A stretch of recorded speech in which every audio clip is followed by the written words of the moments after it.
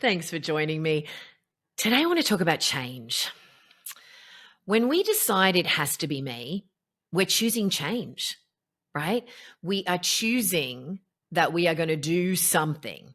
And that means that by doing something, and often it's something new, or it might be something that we've done before, but we are changing. So if we accept the idea that we are changing all day, every day. We're changing with every choice that we make, that we are in control of how much we change. Um, it becomes a really exciting thing, right? And something that we can control. We can control how much we change. Change is not something that's thrust upon us. So, with change and how much change we embrace and how much we allow ourselves to change, how much change we seek out with the choices that we make, it really invites us to examine our relationship with change, because every experience is an invitation to return to self, to really examine ourselves and reinforce our connection or maintain our connection to self. And so I just find it a fascinating thing to think about and to talk about. How do you respond to change? How do you feel about change? So, my relationship with change has changed over the years. So, when I was younger, I used to think of change as the most utterly terrifying thing or the most exciting thing. It was one thing or the other. And like I've talked about in previous episodes, fear and excitement activate in a similar place in the body, right? It's just our attachment to the outcome. With fear, we choose to believe that the outcome is going to be really bad for us and hurt us. With excitement, we choose to believe that the outcome is going to be really great for us. We're going to enjoy the outcome, That's the excitement, right? That can turn and change, So, often when we decide it has to be me, part of the it has to be me is deciding what does not have to be me. It's deciding, no, I don't want that. I'm going to walk away from that. It doesn't have to be me anymore. This is not what I want. That is part of it has to be me. I want something different. I'm not going to do this, right? So this whole relationship with change and embracing this perspective that it's something that we control and our perspective is something that we control becomes really, really key to taking action on those it has to be me moments. So we can have the feeling of it has to be me that does that. I want to start that company. I want to have that baby, whatever it is, right? But you actually have to take action on it for actually to mean something. Otherwise, it's just a dream. Right. So, what do they say? A dream without a plan is just a wish, right? Or an unfulfilled wish. So I want to know what you're dreaming about right now that you're not formulating a strategy or a plan to make happen. Right. I've got things I'm mulling about in my mind right now. The next thing that I would love to do, right, to feel great, to be fulfilled, to have fun, to help others, whatever motivates you, with what all of the above, right, to the choices that you're making. But this process of prioritizing and deciding what is important and what is not as important is a really key part of it has to be me, right? So again, I'm going to use the Nelson Mandela quote, which is, I never lose. I either win or I learn. So if we accept that premise that there is only winning and learning, I don't know what it does for you, but my relationship to change shifts. So, I used to think about change as something where I was going to lose something. And yeah, with change, things don't stay the same. Change is a constant. It is happening whether we want it to happen or not. It's going to keep happening. And really, if once we stop changing, we die. Change is just something that happens as we age minute to minute, right? Hour by hour, day by day, week by week, year by year, right? So Another thing that used to scare me about change is, well, I'm not equipped. I'm not equipped for the change. I'm not ready for the change. I don't have what it takes. I won't be enough. I mean, all the stuff that we've been talking about these last few episodes, right? That can get in the way of us claiming and taking action on it has to be me. This I'm not enough story. I talked about this in the trailer for the podcast because it really is the central theme that comes up over and over and over again every single week without fail. The I'm not enough story comes up in some manifestation during my office hours in my 60-day reset. And for me specifically, I'm not enough looks a few different ways. And I want to see if you can relate to this.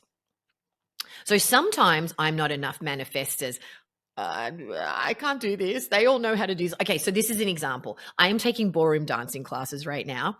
I love to dance. I love it. It gives me so much joy. I'm not great at it. I'm not. And it's been really interesting. I started going with my dad because my dad used to be a ballroom dancer and he loves it.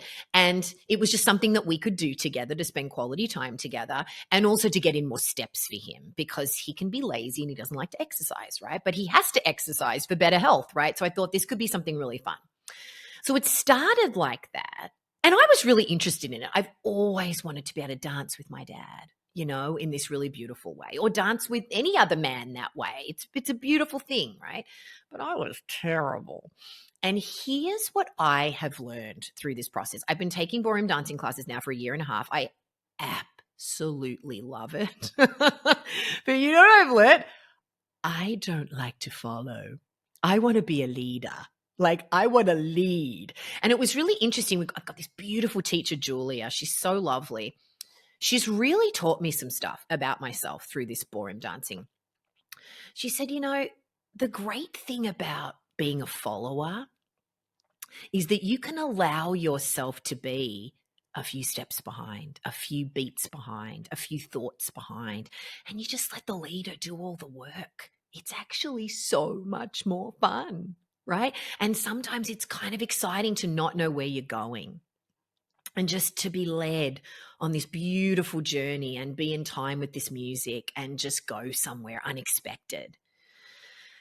And it really spoke to me, and it's taken me, I'm going to say a year for me to really surrender to that idea that I don't have to have all the answers. I don't have to be steering the ship all the time. I don't have to be the leader all the time because you know what, as much as I love it, and I talked, in a previous episode about how that idea of you're not the lead dog, the view never changes. Well, sometimes you want to be following with the rest of the pack and you want the leader to do their thing and you just want it to be easy. And there's nothing wrong with that. In fact, it can be a really beautiful thing because when someone else is the leader, they might take you into a beautiful place that you never would have gone on your own. So that has really helped me hold some other things in my life, where sometimes it's okay to go with somebody else's idea, and somebody else's idea of doing something might not be exactly the way that you would have done it, but you're going to learn from it and it's going to take you into an unexpected place. So I'll say that to you in terms of feeling like you don't belong or that everybody else has it figured out but you, and you're going to look stupid and you're not going to know what to do. What about just, I'm going to show up and I'm just going to be present and open and honest about where I'm at? And how can that be wrong? Right? And everybody starts somewhere. A ballroom dancing champion didn't start as a champion. They started step by step, just learning the steps and dancing with other people, right? And looking stupid and maybe getting out of time and falling over or whatever. But at the end of the day, it's all just about fun, right? So if you can harness that belief in yourself that you are enough and you have what it takes, and if you don't, you're going to figure it out, and other people can help you figure it out, right? Uh, Change becomes this gift that we receive, that we open ourselves up to, that we allow ourselves to investigate and swim around in and explore and discover. And yeah, it often takes us into really unexpected places. And sometimes those places are scary and they're uncomfortable and they come with heartbreak and they come with humiliation and all the things, right? I shared quite a number of my stories like that in episode 1. But one of the overarching, messages of episode 1 is it all takes you to a better place, even if you're not cognizant of it at the time. So, we can talk about, phrases we hear in society, leap and the net will appear, right? Have faith, just do it. I mean, all these things, right? But I really think that when it comes to change, so often we're so resistant to change because of all of these fears, To use another movie analogy, we know I like a good movie.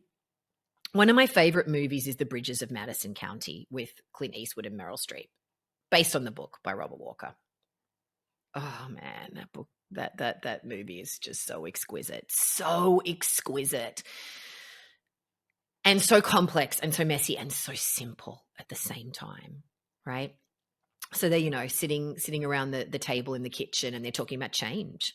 And she's saying that Francesca says, I think I'm one of those people that change scares.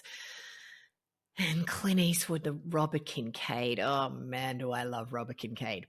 He says, if you think of change as something you can count on, it can be comforting. And certainly we can buy into that, when there's a death, when there's a tragedy, when there's a humiliation, when you're going through a really difficult time, you are desperate for things to change. You're desperate to not feel this low, this bad, this heavy, you're desperate for things to not be so hard. So we embrace change in those circumstances, right? Because we're desperate to get out of something. But when something's really, really good, we're afraid of change because we're going to lose something, right? Well, we're losing and we're winning if you think of it in those terms, no matter what. Just like I was talking last episode about easy and hard and good and bad and being ready or not ready, all that sort of stuff. It's the same thing here, right? So okay, if you're going through a really difficult time, you don't want to lose it. Like you're spending, a holiday with someone. You just don't want the holiday to end. You don't want it to end, right? But if it doesn't end, we're not going to be doing anything else other than that, right? As wonderful as it is. And we're not going to be going to another destination and having another holiday and a different experience. We're just going to be sitting in this same experience, as wonderful as it might be. But eventually we're going to get sick of that. This is how it works, right? Likewise, if you're in a really difficult situation, you want to get to the change because you want to feel better, but you're losing the bad feeling, but you also might be losing the lessons. So I invite you to trust that time's going to pass and things are going to change the way that they're meant to, and the way as much as you allow them to. So you're in control, and then you're not in control of some other aspects, right? What other people do and say and how that affects you and so forth. But it's interesting when you choose to stay present with what is and stay open at the same time to what could be and what is going to be next. And so I'm going to give you something I say to people in my office hours every week. And what I would say to myself as well. What's here for me today? What's here for me now with this, in this feeling right now? And how can it serve me? What can I learn? What can I learn from the way that I'm feeling right now? Whatever it is, just constantly asking why. What can I learn? What's here for me? So I would say that with all of the It Has to Be Me moments in your life today, and the ones that are about to come, the big ones and the small ones, right? Like, it's all just practice. We're just practicing. And again, like I've said on other episodes, we get good at what we practice, right? So I want to ask you, do you primarily make fear-based decisions, or do you make love-based decisions? So Are you motivated by what is wrong or what could be wrong? Or do you lean into what could be right? Or you believe in your capacity or your ability to find solutions and find what's right, or resource yourself to get help to find what's right? So I think that we're all a mixture of both, but we tend to default into one particular way of thinking. So, at certain parts of my life, particularly when I've gone through very difficult stories, like I shared some of them in episode 1 about my marriage breaking up and opportunities missed, when I was in college and things like that. It's really interesting.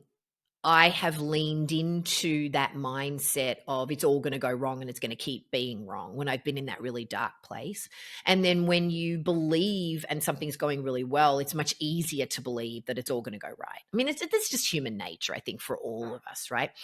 But if we practice conscious redirection and being able to redirect ourselves in the moment and staying present with those lessons, oh, this really feels terrible right now. Oh, okay, why am I so confronted by this? Does this feel so hard for me? It's awful. Maybe you might cry, you might really be sitting around in it, but just maintaining that gentle curiosity about it. Then I feel, for me, and I wonder if you can relate to this, but that it then frees me to be nimble and agile, and I can move in either direction. I've got choices. I'm not stuck like quicksand into one belief system, in one way of being. I can kind of choose, and I can modulate, and I can move into those delicious, nuanced places where we empower ourselves to make different choices, right? So I'm going to ask you again what I asked you, in episode 2 and 3. Do you buy in and lean into an abundance mindset of there is enough, I'm enough, there is enough, there's enough for everybody? Or is your natural default position to lean into the deprivation mindset of there's not enough, I'm not enough, I'm going to fail, it's not going to work out, it's going to be a disaster? And again, I think that we can be a mixture of both, but what is your natural inclination? And is that serving you, going after your it has to be me, reaching your dreams, living the life that you want? Or is it detracting from it? Share with me in our community at ithastobeme.com/stories. Share your stories. I guarantee you'll get in there and other people will be sharing the same thing. It's kind of amazing. That idea of misery loves company. Well, success loves company too, right? So we want to feel like we belong. We want to be seen and understood. We want to know we're not alone. We want to know that we matter. And so that's what makes community so beautiful and such a rich well to drink from, is coming together, sharing stories, right? Listening, learning, teaching, hanging your shiny lantern, sharing your story so that others can learn from it. People want to hear what you have to say. I promise you. I promise you. So what is enough depends on perspective, right? Like it really does. And so I think it's a choice. It's certainly a choice for me, and we talk about this a lot during my office hours as well, about this choice to believe that there is enough. And it's a process of believing and then redeciding to buy back into it, right?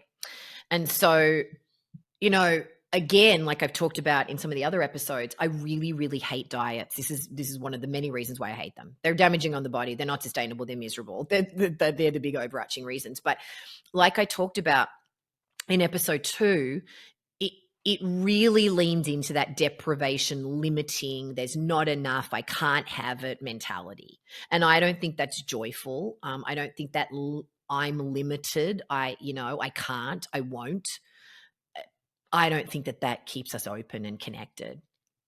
I think that joy and happiness is about what we add, not about what we take away, not about what we limit. And I don't know about you, but I'm greedy. I want more flavor, more light, more love, more connection, more learning, more growth, more experiences. I just want more, more, more. Like I get that from my mother. She's really thirsty, right?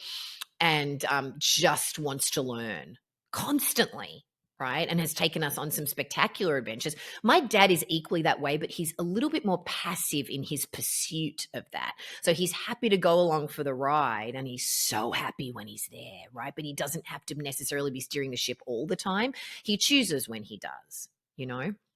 That's probably what's made their partnership last 55 years, right? But and I don't think it needs to be one or the other. There's no right or wrong way to navigate this journey. It's just what feels right for you. But I ask you again, is the path that you're choosing and the tools that you're picking up in your default position, is it serving you or is it detracting from what you really want? Right. And man, leaning into change and choosing change takes courage. And I mean big love for yourself, big strength, big courage. I mean, huge, right? But you've got it. You can do it. You can. And this is why we join communities, right? If you don't believe that you can on your own and you don't have friends and family members who help you believe that you can, join a community of people that will help you believe that about yourself, because you got to have somebody in your life who's championing you and cheering you on and helping you believe that you can do anything, right? You got to have somebody like that in your life, right? We're not supposed to do this thing called life on our own, right? And relationship, oh, it's just so yummy and juicy and beautiful and fabulous, and they're complex and they're hard and they can be annoying and frustrating, but gosh, it's amazing. It's just amazing, right? Being in relationship with others. But the relationship with ourself, how we identify, what we attach to form our identity, we got to choose those stories wisely, like I was talking about in episode 2 and in episode 3, right? Like we choose to identify with particular stories, right? So if you choose to mostly identify with I'm not enough, I'm weak, I'm stupid, I'm fat, I'm ugly, nobody cares about me, right? That's what will manifest and expand. But if you choose to believe I'm strong, I'm healthy, I'm smart, I can be strategic, I can figure it out, I'm going to ask for help when I need it, I will find the solutions. I'm going to go after this and I will figure it out no matter what happens. I got this. I can handle this. Right? So I'll give you an example in my personal life. So it was in episode 2 or 3, was it, where I talked about that story about when I was at the darkest point in my life, when my marriage was breaking up, my heart was broken, I was decimated. I mean, I could barely get out of bed. I just didn't care. I didn't care about life anymore. I just didn't care. And my friend Chris came over with her pillow and a not banging on the door. Let me in. I know you're in there, right? I told you that story. It was pretty incredible where she said, don't rob me of the privilege of being there for you. Really taught me, right? What I'll say about that story again is that I realized that I had chosen to identify as somebody that didn't need help, that was weak, that was for other people that couldn't figure it out on their own, right? That just weren't as smart as me, right? I mean, that's for chumps. Like that shows that I don't have it figured out. Well, of course I don't have it all figured out, just like everybody else, right? It's a pretty arrogant viewpoint on my part, right? But I was the one that helped other people. And I realized that I I picked up the value, and I my self-worth was determined by how much I helped others and what others thought of me, and that if I was helpful, then other people would think I was a good person, right? I mean, I don't know if you can relate to this, but and it doesn't mean that you don't help with a whole heart, you're all in, you do it with love and all those things. But I had to start to really reframe how I was identifying and where I was seeking validation in my life, and that closure comes from within, validation comes from within. Like, it's lovely to get words of affirmation and lovely compliments from other people, but if you're not feeling good within yourself, it's kind of just words that ricochet off you eventually. It doesn't matter what everybody else says, you still feel the way that you feel. So the work has to be done from within, right? And so really it's later in life that I've really harnessed the power of that self-direction. And so I want to ask you, How do you resource yourself and redirect yourself when you're feeling I'm not enough? You know, oh, that's what I was going to say before. With the I'm not enough story, I was talking about the manifestations and I went off on a tangent. I apologize for that. It kind of went, now I'm going in squirrel brain here. But I often, the I'm not enough story manifests in my life as I'm too much. I immediately assume that I'm too much for anybody. I'm too opinionated. I'm too honest. I'm too loud. I'm too brash. I'm too big. That is my default position. I assume that I am too much for everybody. And my mother shushes me on a daily basis, right? Doesn't matter where we are, she shushes me. So that's probably where that comes from, I would imagine, right? So it's really invited me to look at what gets shushed in me when that happens.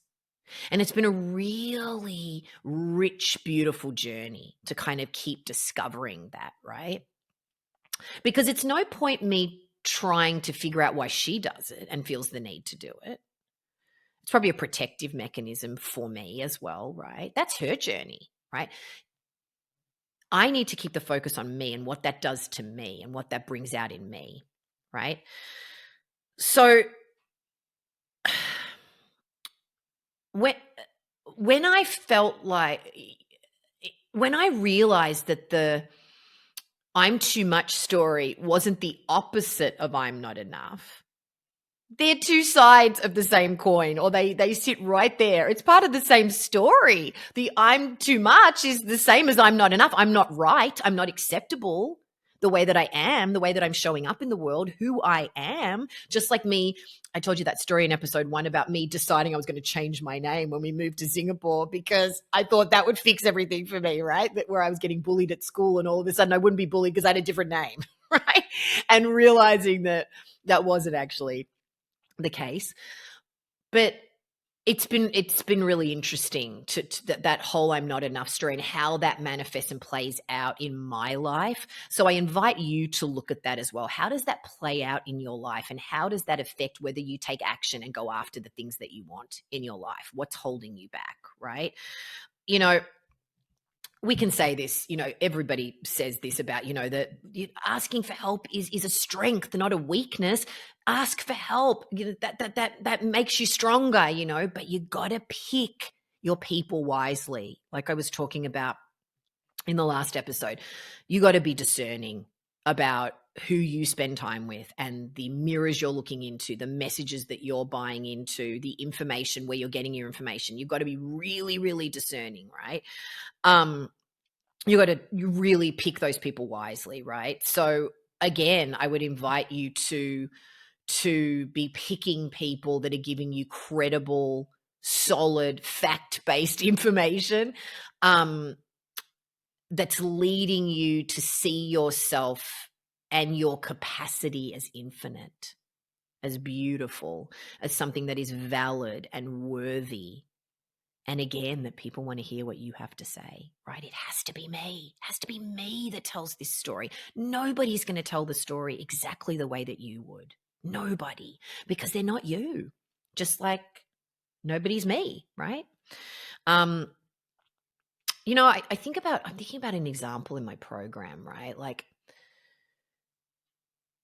a lot of people will say to me, well, you could run this program on your own, right? Because anytime I ask you a nutrition question, you know the answer. And I do. I'm very knowledgeable about health and nutrition. I'm very well read about this stuff, right? But I don't have a medical license. I haven't studied this. I haven't worked for years and years and years and become an expert like a dietitian has, for example, which is why I have a team of dietitians and why I think they are the number one people that should be helping you about food and nutrition because they study. They're the medical, like you go to a cardiologist for heart issues. Well, a dietitian is the medical practitioner that's trained in a hospital with other doctors and specialists, and they eat, sleep, and breathe how to use food as a functional tool for better health. I'm a huge fan of these people. When you're assembling your medical team, I highly recommend you have a GP, a general practitioner, your general doctor, and that after you get your blood work done every year, you go and see a dietitian, even if it's once a year to say, here's what my blood work told me. Here's my health status. Here's what I'm doing right now. What can I be doing to tweak it to reach those health goals that my doctor told me I need to be watching out for, right? It's just a really smart thing to do. I mean, why wouldn't you, if you wanted to get healthy and you wanted to use food to help you get healthy, which we all have to do, why wouldn't you want to have access to somebody who is the expert in that, who knows about nutrition and macronutrients and healthy fats and what to do for this disease or that disease or how to achieve this health goal or that health goal? Just like you would go to an exercise specialist if you wanted a workout routine, just like you would go to an endocrinologist, if you had diabetes. I mean, we go to the people that have the knowledge, right, and have the most knowledge. And it's still astounding to me that the average doctor has half a day of nutrition training. Some countries it's 1 day. 1 day or less than 1 day to know about food. So the average doctor, now integrative doctors and that kind of stuff, if you may have a doctor that's chosen to go and do additional study and really learn about this stuff and know about this stuff, that's a different story. But the average doctor or surgeon or specialist, whoever, knows very little about food. Like they know the basics, but a dietitian really knows about all the nutrients and what different foods do in the body and different nutrients and why you need them and gut health and all the things, right? So that's just one example of making sure that you're going and getting your information in a place that's really going to arm you with what you need to take action on your It Has to Be Me, right? So, going back to this support piece, there's something magical that happens when you believe in yourself. You start with this belief. You decide it has to be me. You go and resource yourself and you get the information. But the belief in the information only gets you so far. Again, like I was saying on a previous episode, if information was all we needed, we'd all Google ourselves to get everything that we wanted. It's just not how it works, right? We need support and we need community in order to apply that information, utilize that information, understand that information, make it work for us, come up with a strategy, a plan in order to have the transformation, in order to reach the goal, right? Because left to our own devices, we kind of just meander, don't we? We're sort of shiny object people and we get easily distracted. We make up all kinds of excuses, right? We sabotage ourselves, all the stuff I've been talking about on all these episodes, right? So it's the accountability and the implementation that we need help with, right? And I would also say that belief in yourself, we all need help for that too, right? Because often all the work in the world, all the therapy in the world, all the self actualization and work, we still need to talk it through with a friend sometimes. We still need to be in community and be in relationship with others. And that's what we watching movies, being at events, having experiences. This is how we make sense of the world, right? This is how we learn and grow. Like we would go mad if we were on an island by ourselves for the rest of our lives, right? We need that stimulation. We need that connection. And so, and in this era, we are all on information overload, right? They use the term infobesity, right? We're just so overloaded with information. We have access to so much information, but it's the support and the accountability that really helps you apply and utilize that information, right? I mean, I was talking about this. I mean, that's one of the reasons why my particular program, my 60-day reset and my 14-day cleanse are structured the way that they're structured, right? So you get a login and password, you get lifetime access to all of this incredible nutrition information and recipes and meal plans and all of this cool stuff, tons of videos and all sorts of resources, like information. If you want information, my goodness, right? I'm a big information gatherer, right? So it's all there. Log in anytime you want for the rest of your life and have access to this whenever you want. But the support component, the live support, is what makes the difference. It's absolutely what makes the difference. Not only what I was talking about on some of the previous episodes about that personalized nutrition component where you'll get help from the dietitians, you'll get a personal evaluation, will help you figure out exactly how to use which tools and where for your particular situation and health goals and family life and whatever. But it's that community. It just means so much and it is so powerful. So, we're very fortunate in our community that it's a very loving, very supportive community, and everybody celebrates and elevates each other. It's really pretty magical, and such a privilege to be a part of and facilitate. And we have over a 70% retention rate in the 60-day reset. So people that do it once will come back as a return member, and they will do another cycle at some point in their life, right? It's very, very high. And, I believe in making data-driven decisions. So we want to know why that is, right? And of course, it's that people want to build on their results. They feel so incredible. They want to keep feeling incredible. They want to solidify it. They want to make the new healthy practices habits and all that stuff. But the other big reason is people want access to the community. They want access to those office hours. They want access to those video calls. They want to be in conversation with the other people around the world that they connect with, right? And yes, people want access to me. They want access to our dietitians, to Megan, etc. But it's so often the other people, as well as my coaching, for example. But it's the whole package, right? That sense of being seen, being valued, being heard, feeling connected, feeling like you belong, right? And I think also that understanding, that feeling in your body that I was talking about, when you start to get results and you start to go, yeah, I'm in the right place, right? And this is really working for me, and I'm feeling really good about this and really safe. You want to stay in that place, right? So that makes sense, right?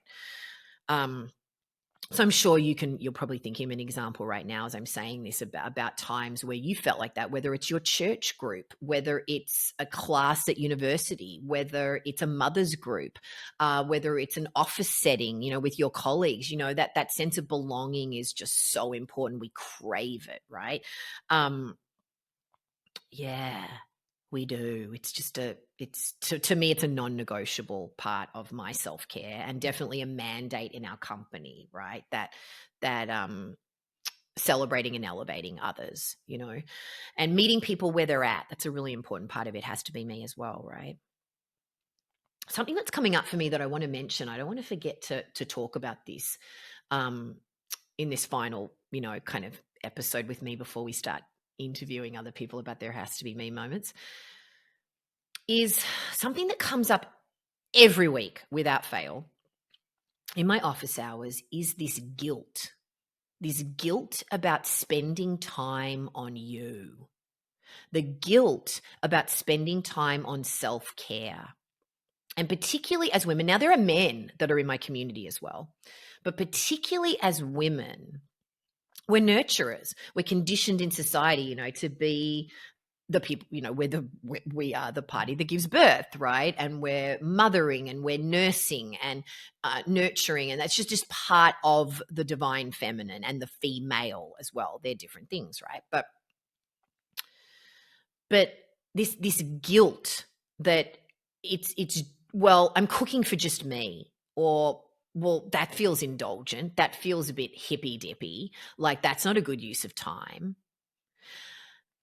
Well, it's selfish. I should be doing things for other people, right?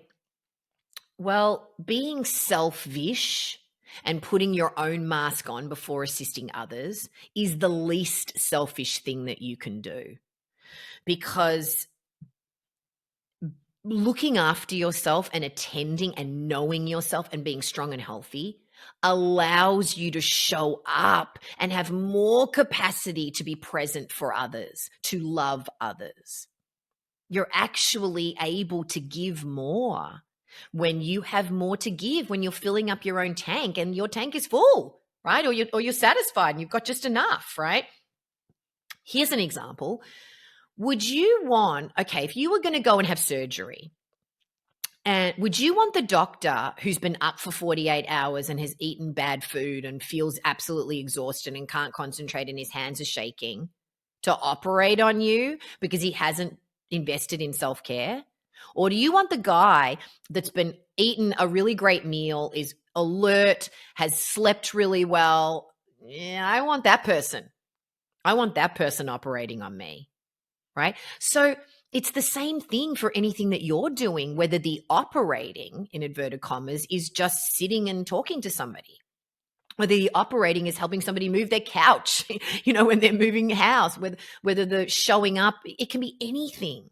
But the operating needs to be with some fuel in the tank, right? And we fuel and nourish ourselves different ways. It can be food, it can be exercise, it can be spirituality, it can be all the things, right? But we've got to be doing that.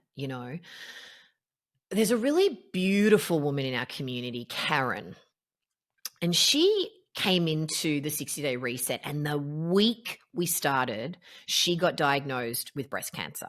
It was a shock, as it is to anybody, right? That diagnosis is a shock. It is heartbreaking. It's terrifying. It's all the things. And I was so inspired by how she chose to do it. She was, okay, I just want to let you know this has happened. My oncologist, my doctor, I'm, assembling my medical team. They're going to formulate a strategy for my treatment and care. I've told them that I'm making some food changes. It all sounds great. I can do both together, and please, can you support me? We went, absolutely. So she just dove in and decided to use that cancer diagnosis as a wake-up call, that it was her body saying, you've got to invest in self-care of every kind.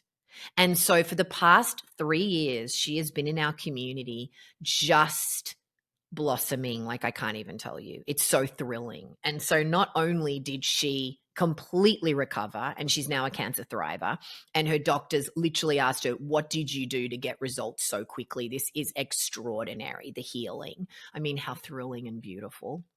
What you do when you put medicine and good eating together, it's miraculous. But what ended up happening was this flow-on effect that I was talking about in some of the other episodes, about how using the food and the self-care and the healing physically was an invitation for her to look at the other ways that she wasn't taking care of herself. She wasn't valuing speaking up for herself and using her voice and investing in her. She was taking care of her husband and children and grandchildren, and this belief that she came last. And through this whole process, she's realized that she can do both. And so can you, and so can I.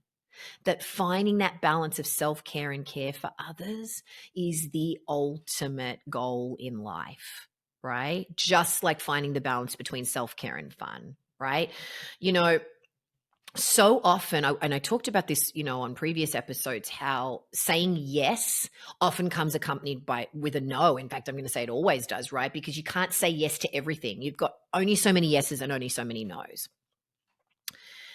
And I don't know about you, but I have a really hard time saying no. I mean, it is uncomfortable for me. I do not feel comfortable.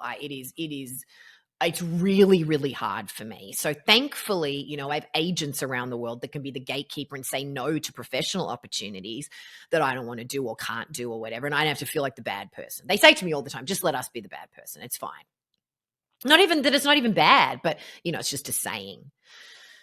So I think often as human beings, we feel guilty saying no. My default position is, well, if I can, I should. If I can, I want to, because I want to be generous. When you give, when you learn, teach, like I should be a free and open vessel for anybody that wants to come and drink from my well, right? Well, it's just simply not possible. There are only so many hours in the day. There is only so much energy in my tank. There's only so many hours I can be awake before I have to sleep or I'm going to die, right? But it still was, even though I know that I have to say no to things, it was still really difficult for me and remains difficult, but I'm getting so much better at it because, again, you are what you practice. So I'm practicing a lot more. And my friend Kada really helped me see the practice of saying no in a different way. So I'll give this to you because it's gold. She said to me, when you're not able to give a full-throated yes, you owe it to yourself and the other person to take your yes off the table. It is the loving thing to do for everybody, because if you're not able to give a full-throated, energetic yes with all of your being, and you know that you want to be there with your yes and you're coming with 100% of you, You're doing the other person a disservice. That's actually disrespectful and not loving. So when you take your weak yes, your I don't really want to give a yes, I really can't give a yes off the table, it allows and frees the person up to go and get a yes from the person that really can give that incredible, full-throated, energetic yes. And she said, and the other piece of it is that most people expect busy people to say no. Most people are coming expecting you to say no. They're not thinking you're a bad person if you say no. That's you're thinking that. That's not what the majority of people are thinking. And if they are thinking that, that's about their internal journey, not about you. Because if you give a no with respect and kindness and clear communication, I don't know if someone can really hate you for that, right? So, as I've said in some of the other episodes, part of leaning into your it has to be me and really going, yeah, and going after it is saying no and finding a way to reconcile that and celebrate that, I want to go back to what I was saying before about this idea of these little micro it has to be me moments having a domino effect, having a ripple effect, and making room for the really big it has to be me moments, those pivotal moments that are going to really be life-changing, even though all those micro moments are life-changing, because we are what we repeat. We are what we do. We are the sum of our habits, right? We are what we practice, as I've been saying, right? So the reason why, again, I'm going to go back to this food piece is because we're all doing it every day. But the domino effect, the snowball effect, the cumulative effect of making those better choices, and then by extension, enabling yourself and empowering yourself to make better choices in all aspects of your life by being clearer and stronger, right? It leads to huge things, right? So part of it has to be me is using your voice.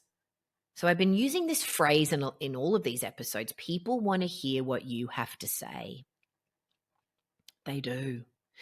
And I would add, people need to hear what you have to say. They need to hear it for their own development, but so they can be in relationship and give you what you want and need, right? We think that people in our lives are mind readers, right? And I like to think of it as like shorthand or longhand. Like when we've known someone a long time and we've been in the same family, we tend to go to longhand. We make assumptions and then we assume that they know what to give us, and then we get upset and resentful when they don't give us what we need. When we haven't actually clearly communicated what we need, we go into shorthand. Well, I've become a really big fan of longhand. And so longhand would go something like this, where if somebody says something to me and I'm like, what? And it's like stirring something up in me. I'm like, hang on, can I just clarify? When you say that, this is what I'm hearing. Is that what you mean? Oh gosh. Okay, thank you. Right. And often it's not, or I might have the wrong end of the stick. And sometimes it is. And I need to be clear and I need to hear that, Likewise, so another example that I can think of off the top of my head is when somebody comes with a problem. Often we immediately go into fix it. They expect me to fix it. They expect me to give advice and come up with a solution.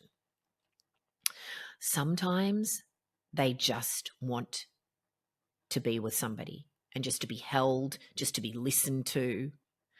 And so often now I will say to somebody, what do you need from me right now? And so this happened the other day where I had a friend who was going through a really terrible time. There'd been a death in the family. I got the call. I drove over there. And, understandably so, she was a mess. She was extremely upset. We were kind of lying on the bed together. It was, we were just right in the mess of it, right in the shock of it. And I said, what do you need from me? And she goes, you know what? I just need to know that you're in the house somewhere. I actually want to be alone right now. And I just want to see if I can sleep, but I just need to know that you're here if I need you. So I said, done. I can do that, right? But if I hadn't have asked, I may have continued talking, gotten in her face, and she may not have wanted to tell me that she needed to be alone because because she would offend me and I'd driven over there or whatever, And so I'm a big fan of longhand, right? So I want to ask you, are you using your voice to ask for what you need? Because that helps you not only determine your it has to be me, but go after it when it presents itself to you, right?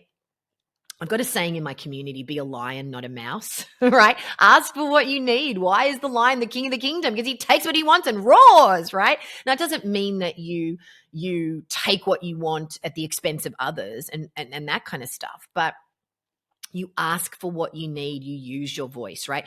And self-care and self-love and narcissism are not the same thing. Often that gets confused in society. They're not the same thing. You can absolutely ask for what you need and at the same time give other people what they need. Absolutely. That's boundaries, right? We negotiate that. And those boundaries are fluid. And the space between ourselves and another person changes, right? That's a healthy relationship. It remains fluid, not static, right? So there is this lovely woman in our community, Jan, and she joined my cooking club during COVID. So I started this cooking club during COVID because for the first time, prior to COVID, I was gone for 2 or 3 weeks of every month. I was hardly ever home. I was speaking all over the world. I was training people. I was appearing at things. I was on book tours. It was all over the place. I was on shoots. I was recording things. I was hardly ever home. And so the shutdowns, the lockdowns were an opportunity for me to sleep in my own bed for 2 years, right? It was actually this incredibly restorative, wonderful time. It was horrible and shocking and all the things we know. We were all in the lockdowns, right? We all went through the pandemic, and some people emerged better for it and decided, I'm going to resource myself and I'm going to use what's here for me and I'm going to figure this out. And other people really, really struggled with it. And it's causing all kinds of flow and effects, as we know, right? For me, I'm an introvert, so it was a really restorative time for me. I spent a lot of time reflecting and a lot of time creating. And so I opened this cooking club on a Tuesday, and all of these people around the world, we'd all be in our kitchens cooking the same recipe at the same time. It was so much fun. So much fun. And Jan joined the cooking club, and she was sitting on Zoom, and I could see her, and she just sat there. And this went on week after week after week. She sat there. She didn't ask a question. She didn't say anything. She was just smiling. She looked very pleasant, but she never said anything. And so, of course, I made it about me, went against the 4 agreements. Don't take it personally. I was like, oh, gosh, she's not having a good time. She thinks this is awful. Why isn't she saying anything? Blah, blah, blah. So she moved from the cooking club into the 60-day reset, and I really start to get to know her. And she wasn't saying anything because and by the way, she didn't have to say anything. That was the other piece of it. Like, you can just sit there in silence and not say anything. That's perfectly acceptable, right? But I was projecting it as she wasn't having fun, right? And making it about me. So ridiculous, which we all do, don't we? Anyhow, as I got to know her better and we're going through the first cycle of the 60-day reset, because she's now been in the community for over 3 years now and became a yearly member and really is hanging the shiny lantern for so many people in our community now. It's really beautiful. But in the beginning, she said what I've been saying for the last few episodes. Well, I really loved the cooking club, is what she said. And I said, really? I said, oh gosh, you never said anything. I was wondering if you were having a good time. And she goes, oh, I loved it. She said, I'm just really shy and everybody seemed to know each other and know about some of this stuff. And I just always feel like people don't want to hear what I have to say. It's been a theme in my life. And I think it's really held me back. And, of course, so many people on the call just went, me too. I feel that way too. You're not alone. Oh my goodness. I feel that way all the time. I mean, and I do too, myself included. I said, oh, I hear you. I can feel like that. But you appear so confident, Tess. And I said, well, I'm leading the class. I have to show up like that, right? I mean, and I'm comfortable in that domain, right? That's my domain. But if you put me over in, I don't know, Okay, I'll give you a silly example. If you want me to help you assemble IKEA furniture, it's not happening, right? My brain doesn't work that way. I could not assemble an IKEA bookshelf if you put a gun to my head. It's just not going to happen, right? And someone else will go, "That's so easy, Tess. Come on, that's ridiculous," right? But it's just I'm hopeless at it, right? So I would feel very inadequate in that circumstance, and I would hire somebody to put that together for me. Just saying, right? I would resource myself, ask for support. But anyway, as it's been really incredible. Jan came in with some health concerns, right? Her whole family has diabetes, there's all kinds of health issues, and she wanted to regulate her blood sugar. She wanted to lose weight. She wanted to keep it off. She wanted to regulate her triglycerides, her blood pressure, her cholesterol. She wanted to sleep better, have energy, lose inflammation. She just wanted to feel good about herself in her 60s. And so all of that happened. She regulated her blood sugar, her fasting blood sugar. She, lowered her triglycerides, I think by 50 points or something. She lost all this weight. She's maintained it for years now. Really empowered, cooking, loving it, all the things. I mean, amazing. But this domino effect and this flow-on effect has been really powerful and has been really potent for some other people in our community. So flash forward, she did this beautiful video testimonial for the program. You can actually see it at skinny60.com. It's so beautiful. And she talked about how I thought I was entering a food program and was going to learn about nutrition and eating.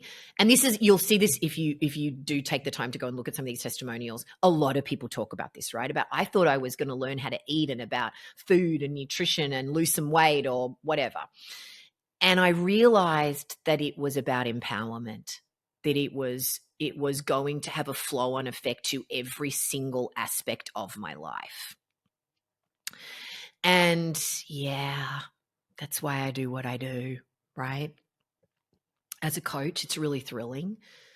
And she closed with something so beautiful, which was this. I've realized that people want to hear what I have to say, and I'm using my voice, and at 65, I finally feel like I'm starting to bloom.